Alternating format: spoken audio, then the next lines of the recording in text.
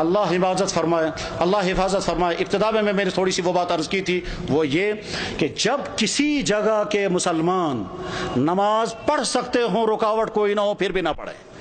جب کسی جگہ کے مسلمان روزہ رکھ سکتے ہوں اور سستی کی وجہ سے روزے نہ رکھیں. جب کسی جگہ کے مسلمان زکوٰۃ دے سکتے ہوں پھر بھی نہ دیں. جب کسی جگہ کے مسلمان حرام کاموں سے بچ سکتے ہوں پھر بھی نہ بچیں.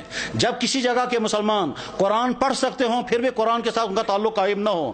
جب کسی جگہ کے مسلمان اپنی نبی کی ایک سنت پر عمل کر سکتے ہوں پھر بھی نہ کریں.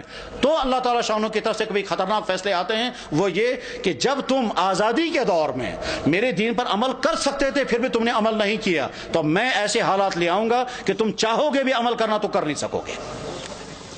اس کی مثال نمبر 1 اندلس کی میں نے پیش کر دی تھی کہ اندلس میں 800 سال تک مسلمانوں کی حکومت رہی، اور بعد میں جب خرابیاں شروع ہو گئی تو وہ حالات آ گئے کہ اگر وہ قرآن پڑھنا چاہے تو نہیں پڑھ سکتے تھے، اپنی عورتوں کی عصمتیں بچانا چاہیں تو نہیں بچا سکتے تھے، بلکہ کیا ان کی تو جان بھی باقی نہیں رہی، اور وہاں کے مسلمان یا تو مارے گئے یا عیسائی بن گئے یا وہاں سے فرار ہو گئے. اور اس طرح سے 800 سال کا مسلم ملک جو اذانوں سے آباد تھا، وہ 800 سال کا مسلم ملک کفرستان بن گیا.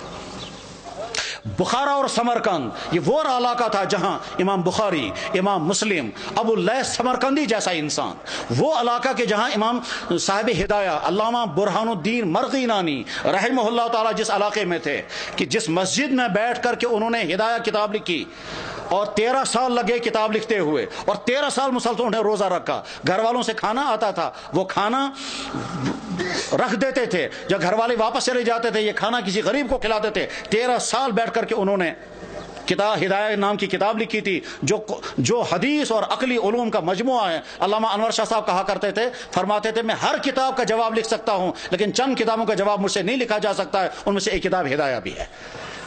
جس مسجد میں صاحب ہدایہ نے وہ کتاب لکھی تھی اس مسجد میں شراب کھانا چلتا ہے. غرض یہ کہ جب بخارا اور سمرقند جیسے علاقے میں وہ حالات آ گئے کہ وہاں قرآن رکھ نہیں سکتے، کلمہ پڑھ نہیں سکتے، مسجدوں میں تالے لگ گئے، تو اللہ تعالیٰ شانوں کو طاقت ہے، اگر غضبناک ہو جائیں تو ان علاقوں میں بھی یہی حال ہو سکتا ہے جن علاقوں میں مسلمانوں کو موقع ہے وہ اپنے دین پر چلیں. میرے بھائیوں، اس غلط فہمی میں مت رہیں کہ ہمارے لیے وہ حالات نہیں آ سکتے ہیں. ہماری پچھلی تاریخ میں ایسے حالات آ چکے ہیں. چنانچہ کشمیر کی پچھلی تاریخ میں ایک زمانہ ایسا آیا تھا جب سکھوں کا دور تھا، مسجدوں میں تالے لگے تھے، اور جو نماز پڑھنا چاہتا تھا اس نماز پڑھنا اس کی جسم سے کھال نکالی جاتی تھی سب لوگوں کے سامنے تاکہ باقی لوگ نماز نہ پڑھیں.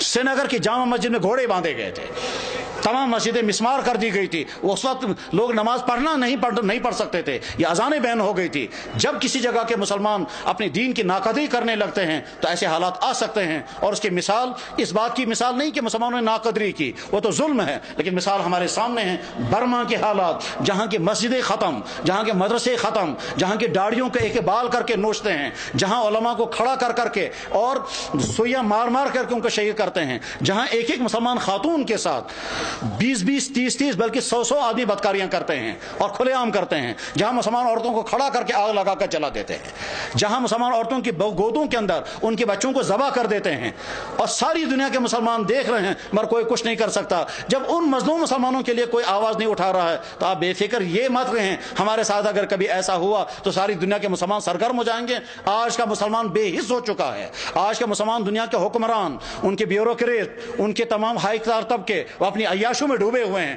کسی سے کوئی امید نہیں ہے. اپنے دین پر جمنے کا فیصلہ کر کے اٹھیں، اپنے ایمان پر قائم رہنے کا فیصلہ کر کے اٹھیں، اپنے دین پر چلنے کا فیصلہ لے کر اٹھیں، اپنے گھروں کے اندر دیندار گھر بنانے کا فیصلہ لے کر اٹھیں، اپنے بزنسوں کو مسلمان بزنس بنانے کا فیصلہ لے کر اٹھیں، اپنے فنکشنوں کو دین کا فنکشن بنانے کا فیصلہ لے کر کے اٹھیں. جب مسلمان حرام سے بچ سکتا ہو اور پھر بھی نہ بچے اور شرابیں پیے تو حالات ایسے آ سکتے ہیں کہ زبردستی مسلمانوں کو شراب پلائی جائے گی. جب مسلمان داڑھی رکھ سکتا ہو اور نہ رکھے تو بعد میں ایسے حالات آ سکتے ہیں کہ رکھنا بھی چاہیں تو نہیں رکھ سکتے. ساری ترکی کے اندر مسلمان داڑھی رکھ نہیں سکتا حالانکہ سارا مسلمان ملک ہے.